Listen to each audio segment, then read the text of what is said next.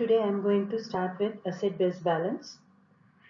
It is present in the human body for the proper homeostasis.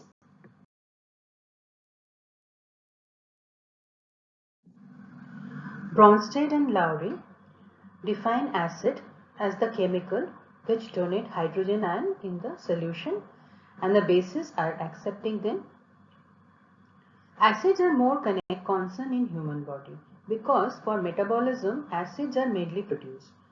And acids are produced in body in various kinds of metabolism. There are two types of acids. One is volatile acids and other type is the fixed acid or non-volatile acid. Carbon dioxide is the main source of volatile acid. What do you mean by volatile acid? That produces gas after dissociation. And non-volatile acid do not produce any gas. The hydration of carbon dioxide causes the production of carbonic acid. The carbonic anhydrase is the enzyme which enhances this reaction. But carbonic acid is very volatile and it readily dissociates into bicarbonate and hydrogen ion. Bicarbonate and hydrogen ion have their different destination because bicarbonate and hydrogen ion cannot readily associate it like that of the to produce carbonic acid. As carbonic acid goes into the solution, carbonic acid is formed, which partially dissociates and liberating a portion of hydrogen ion and thus causing the solution more acidic. In the meantime, the fixed acid are those which are producing no gas because fixed or non-volatile acid are produced from the sulfur and phosphorus containing amino acids because amino acids are the source of this non-volatile acid. Apart from that, nucleic acid and other foreign substances which we ingest may produce some non-volatile acids. They are known as non-volatile because they can't readily produce gas, and acids thus produced should be handled properly by different system of the body. So the concentration of the different body fluids should remain in very narrow range. These are the normal pH of different extracellular fluids. We are going to discuss the blood biochemistry today, especially the pH. Blood has pH of range of 7.35 to 7.45.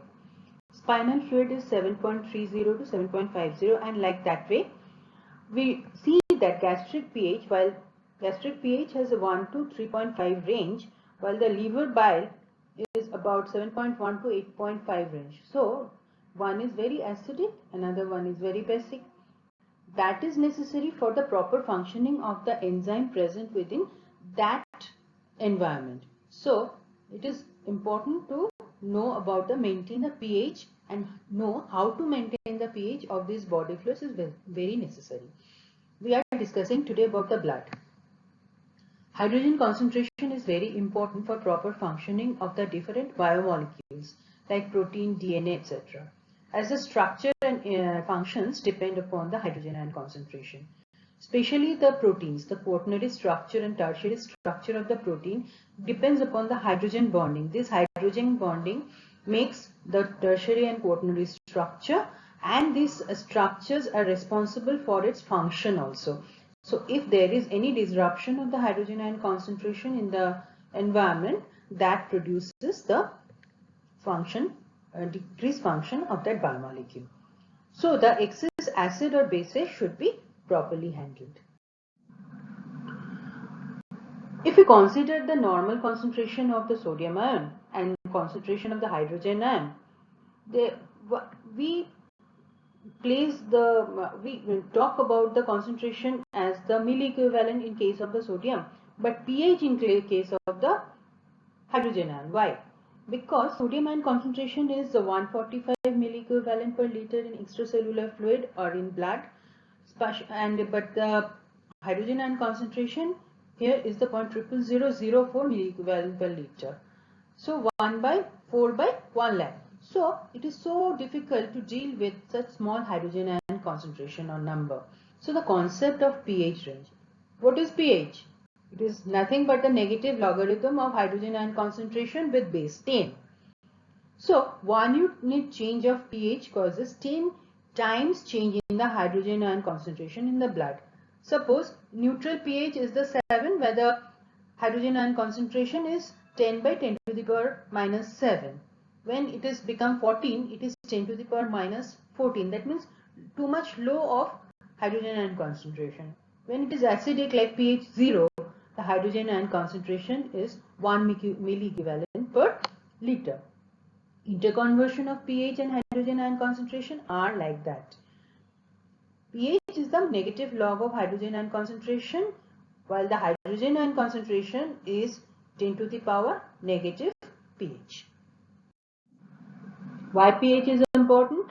As I say, it is very important for the function of the body. So, if the normal pH of the blood is between 7.35 to 7.45, and acidosis occur when pH ranges below 7.35. After the 7.2, the death prevails. It is irreversible change, while the alkalosis is 7.45. And if alkalosis go beyond 7.8, the death ensures.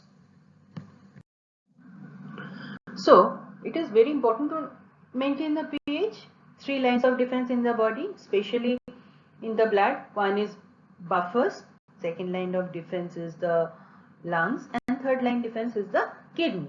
Blood buffers are many, but mainly the major contribution by bicarbonate buffer. Other buffer system is the hemoglobin and plasma protein, and very minute cases, some phosphates are also contribute to the buffering capacity of the blood. Second line of defense is lung, third line of defense is the kidney.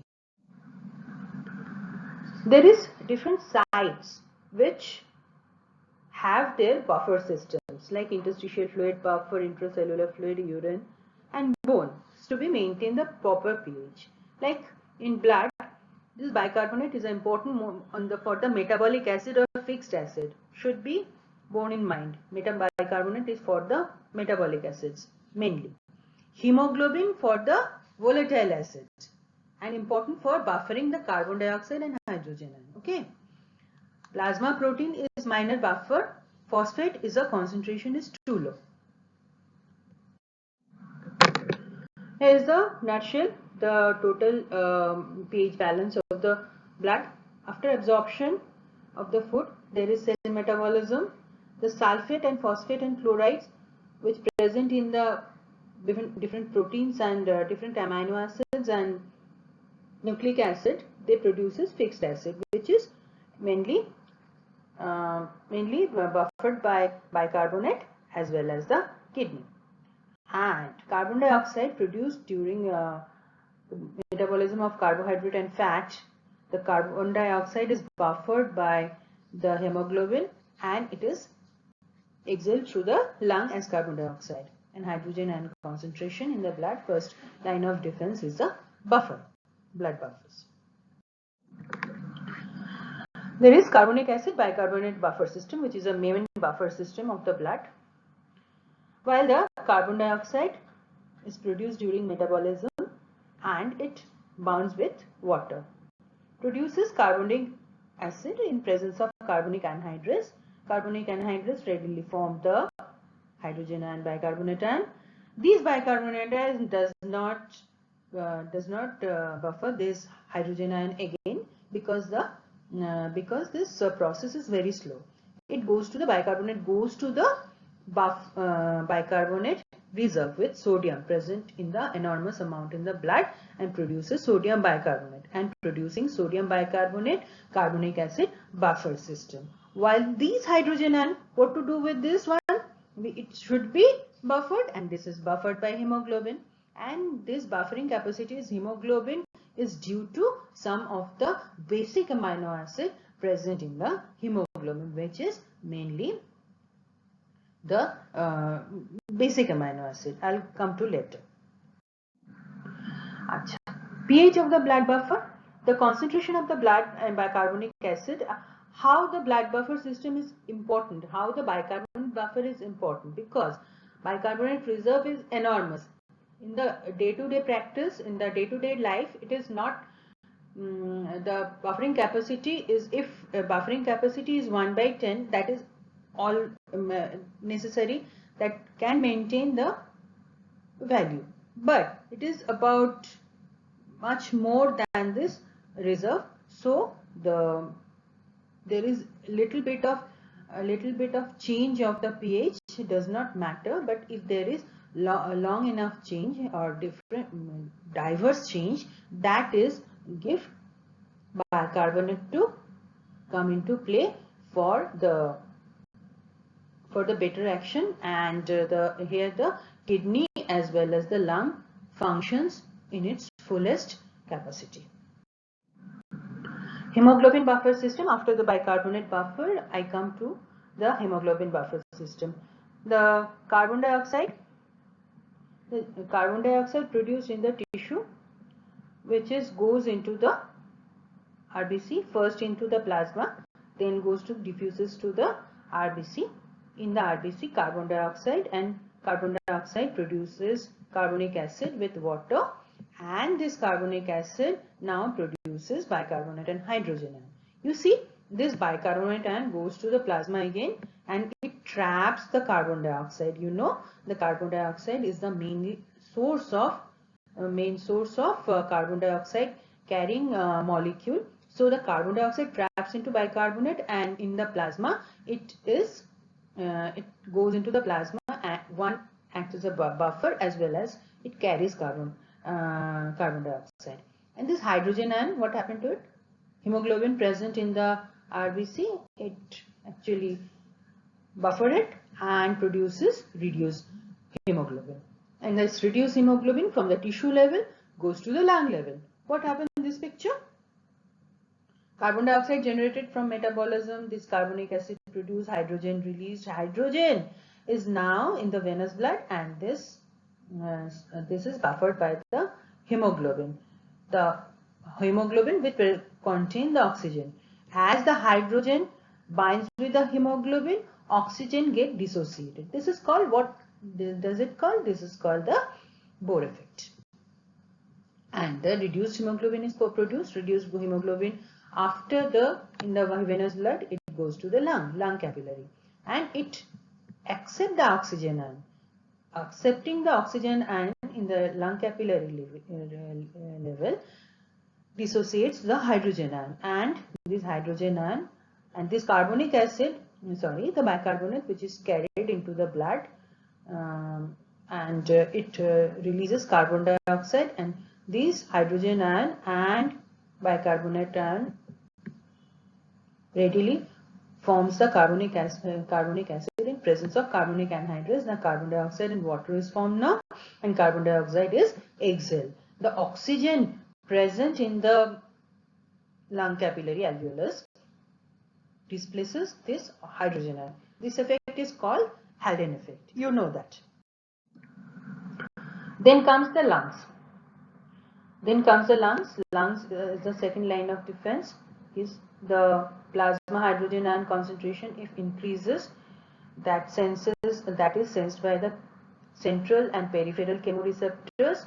Then the respiratory control centers are stimulated in the medulla oblongata. Increase in the action potential in the somatic motor neurons, especially the inspiratory and expiratory neurons. Muscles of ventilations are excited, and rate and depth of the breathing also increases.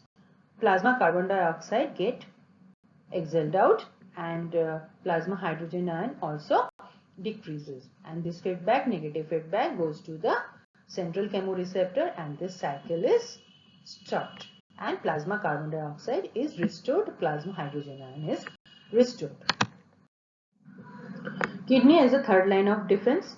Kidneys take care of 25% of the compensation that the lungs cannot handle.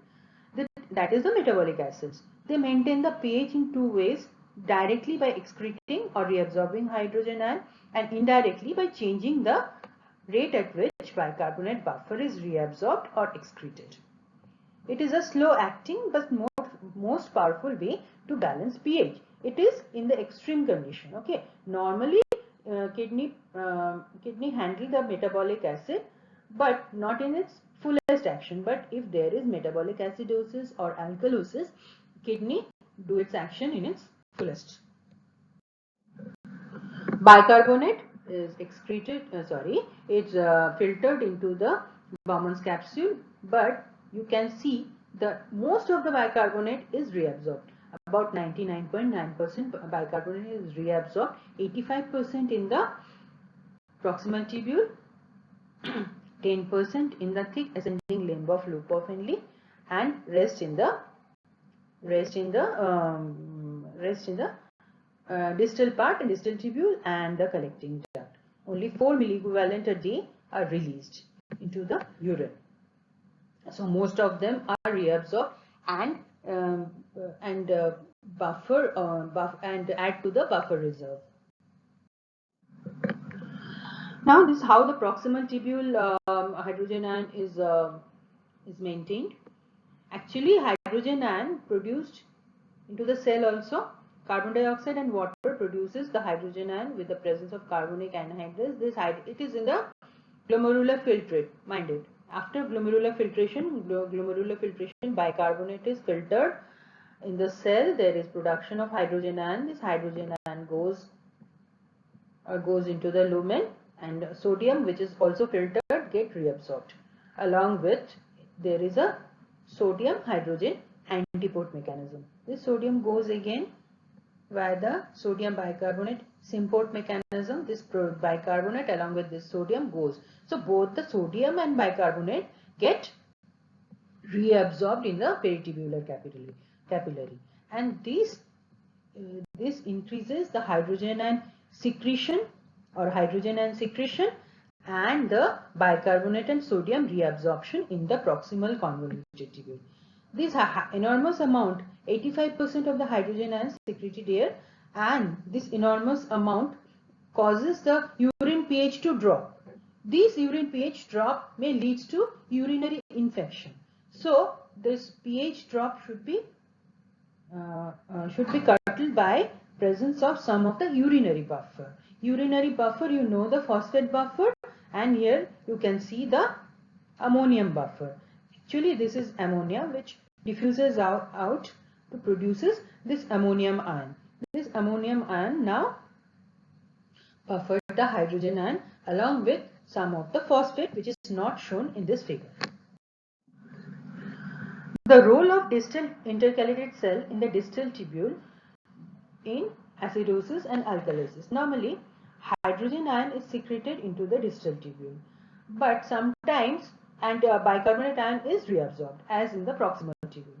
But sometimes in the acidosis as well as the alkalosis, the opposite condition, both are in the distal tubule, both are either reabsorbed or secreted depending upon the pH of the blood. If there is pH is decreased, that is increase in the hydrogen ion concentration, the hydrogen ion is secreted and bicarbonate is reabsorbed. Reverse happens when there is alkalosis in the blood. The bicarbonate is secreted and the hydrogen ion is reabsorbed. You have to undergo the memorization of this reaction. I am not going to detail of it. It depend upon the type A intercalated cell which reabsorb the bicarbonate, and it is a type B intercalated cell which excrete bicarbonate and reabsorb hydrogen ion during alkalosis. Okay. Still, the mechanism may leads to acidosis or alkalosis. It is called the acid-base disturbance. Acid-base disturbance is a body pathology. Due to in normal condition, it doesn't happen. It happens due to some metabolic disturbances or some lung or nervous system or cardiovascular disturbances in the body. Types of acidosis: respiratory acidosis. Respiratory acidosis is caused by lung not being able to remove enough carbon dioxide when you exhale. This can occur when your lungs are affected by disease or other disorder.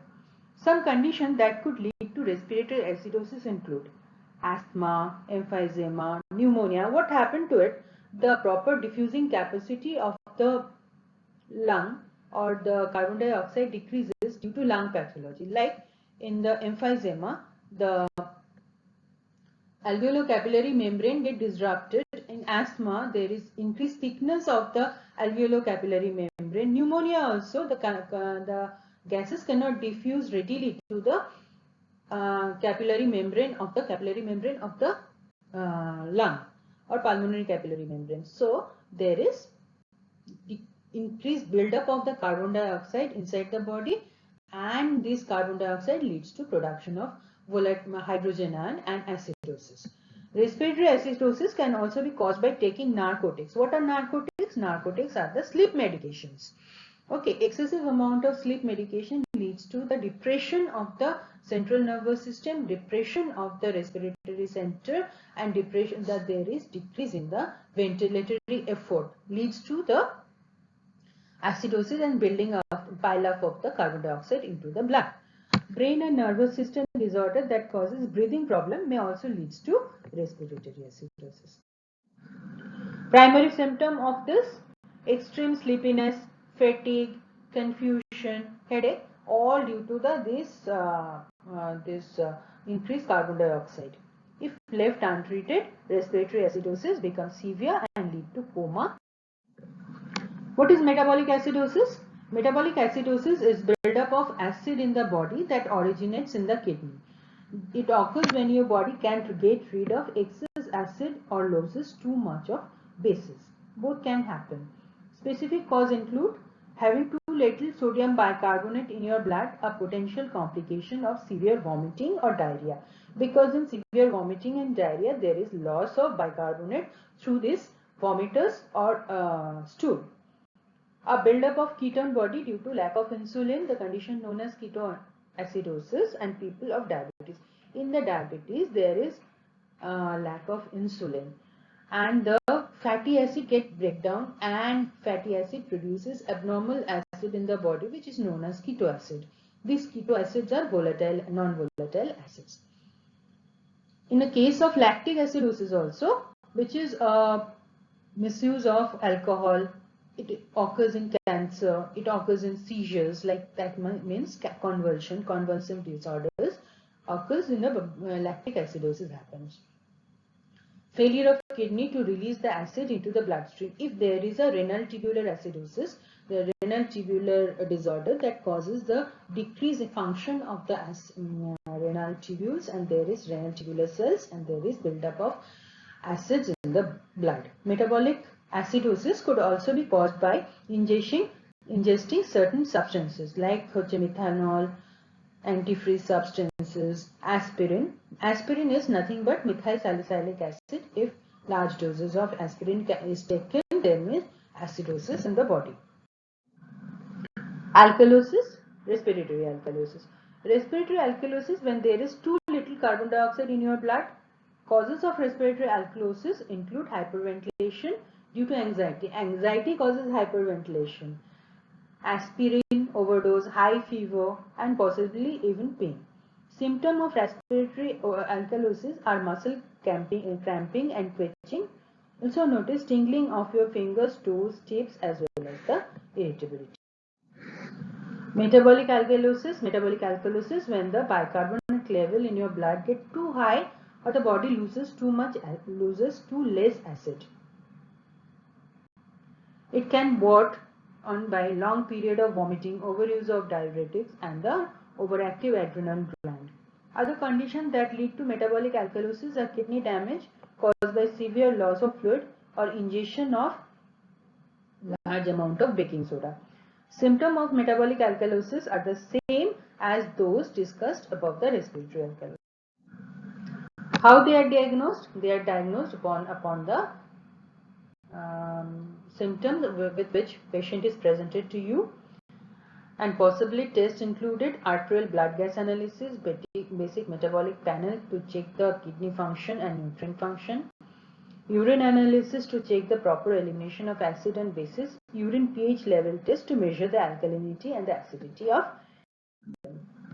Treating pH, oral or intravenous sodium bicarbonate if there is decrease in the pH, that is acidosis, medication to dilate your airways to help in the breathing, continuous positive airway pressure, or CPAP to device to facilitate breathing. This is a device, special type of device in the ICU. Sodium citrate to treat kidney failure, and insulin and intravenous fluids to treat ketoacidosis. The main aim is to correct the pH by introducing bicarbonate in case of acidosis, and treatment of underlying cause which cause that acidosis or alkalosis. Alkalosis treatment might include the slowed breathing if the underlying cause is hyperventilation, more and more oxygen so that it displaces carbon dioxide and released it, medications to restore level of nutrition such as chloride and potassium, because the chloride and potassium disbalance is also seen in both the cases of alkalosis as well as acidosis. Fluids and electrolyte drink to restore the electrolyte balance. Your pH balance is important for your health, and you can trust that your body is equipped to maintain that balance on its own. However, if your doctor finds your balance to be through the blood and urine testing, they will do the additional test to determine exact cause. Thank you, students.